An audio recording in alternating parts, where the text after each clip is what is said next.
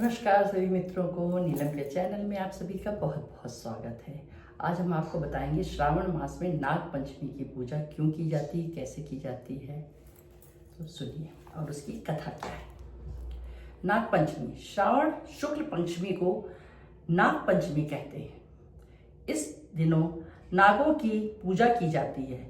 गरुड़ पुराण में ऐसा सुझाव दिया गया है कि नाग पंचमी के दिन घर के दोनों बगल में नाग की मूर्ति खींचकर पूजन किया जाना चाहिए।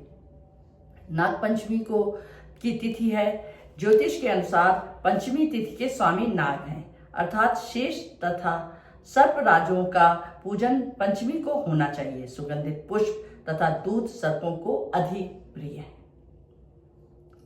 गांवों में इसे नागचैया भी कहते हैं।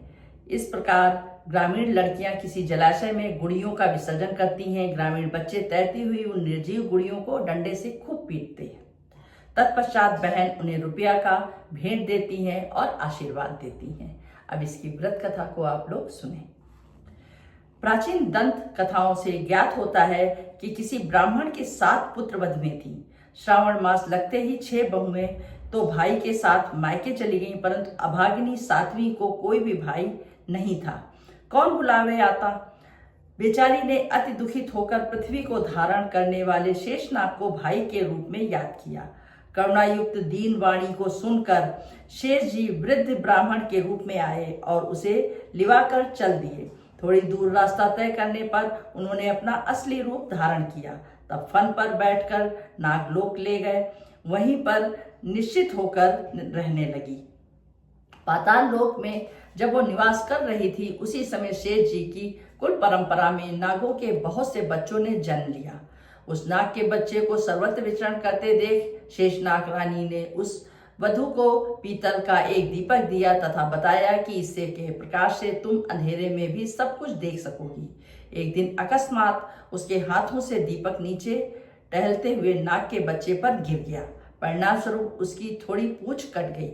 ये घटना घटित होते ही कुछ समय बाद वो ससुराल भेज दी गई। जब अगला सावन आया तो वह वधू मंगल कामना करने लगी। इधर क्रोधित नाग बालक माताओं से अपनी पूंछ काटने का आदि कारण इस वधू को मानकर बदला चुकाने के लिए आए थे, लेकिन अपनी ही पूजा में श्रद्धावनत उसे देखकर वे सब प्रसन्न हुए और उनका क्रोध समाप्त हो गया। बहन स्वरूप उस वधू के हाथ से प्रसाद रूप में उन लोगों ने दूध तथा चावल भी खाए। नागों ने उसे सर्प कुल में निर्भय होने का वरदान तथा उपहार में मणियों की माला दी। उन्होंने ये भी बताया कि श्रावण मास में शुक्ल पक्ष की पंचमी को हमें भाई रूप में जो पूजेगा उसकी हम हमेशा सदा रक्षा करते रहेंगे।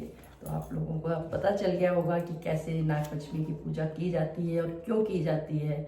तो सारी स्त्रियां इसकी पूजा कर सकती हैं और नाग जी उनके भाई के रूप में उनकी रक्षा करेंगे। अब हम आपको अगले व्रत त्योहार में मिलेंगे। तब तक आप लोग अपना ध्यान रखें, स्वस्थ सुखी व प्रसन्न रहें। राधे राधे।